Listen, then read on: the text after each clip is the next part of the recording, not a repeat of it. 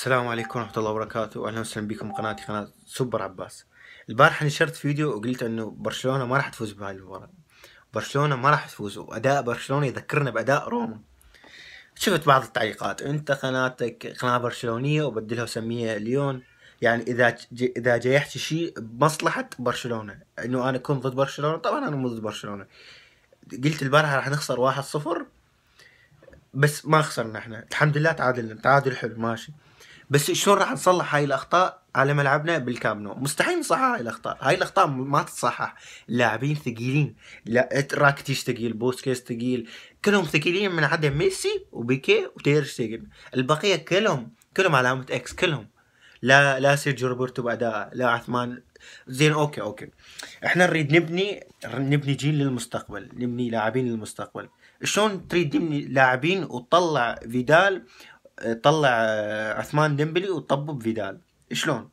شنو استفادية؟ انت شنو استفادية هسه من سويت هذا الشيء؟ يعني احنا محتاجين مالكم لو محتاجين فيدال. الشيء الثاني، يعني ليش سواريز قاعد يلعب اساسي؟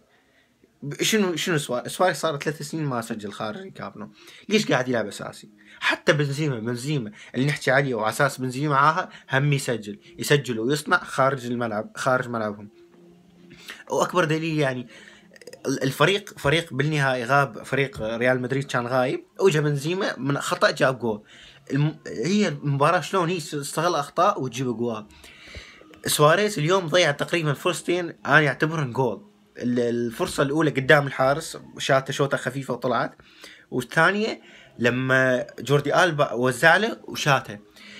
هنا لو حتى لو ما شايته، لو بس مطيها باص او عايفه. شلون تذكرون ضد توتنهام لما عاف الكره وعافها ميسي وجابها ميسي جول من بين رجليه، وعايفها الكوتينيو كان جابها جول. شوفوا الاعاده واللقطه وراح تتاكد من كلامي. المشكله انه احنا برشلونه، احنا ما قاعد نبني للمستقبل، احنا قاعدين نفكر بالحالي بس.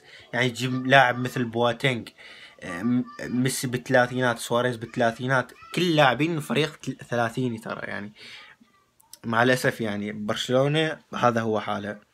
يعني المفروض نشتري لاعبين صغار بالعمر. هسه عثمان عندنا، ديمبلي عفوا عندنا، مالكم نجيبه نخليه يلعب اكثر. ليش هيك يعني؟ الوسط متدمر، الهجوم متدمر، ما يصير هيك يعني. يعني بصراحة حتى مشام بالمباراة الجاية ضد فالنسيا، مشام جدا. والمباراة اللي بعدها ضد الكلاسيكو على ملعب البرنابيو هم مشام. يعني لو ميسي يحسم المباراة، لو ما حد يحسمها. ما يصير هيك يعني دائما على ميسي ميسي ميسي ميسي. حتى عثمان طلع بتصريح صحفي ويقول انا لازم اكون حاسم اكثر. يدري انه الثقل كله عليه وعلى ميسي. واتركونا اراءكم بالتعليقات يعني. وان شاء الله التعويض بالكامب نو، ولو السالفه صعبه، يعني سالفه صعبه. فريق ثقيل، فريقنا ثقيل، والواحد يحكيها بصراحه يعني. لا حد يزعل من الدي البرشلوني، لا يزعل مني، انا برشلوني واحب برشلونه، بس صراحه لا يزعلوا مني، فريقنا ثقيل.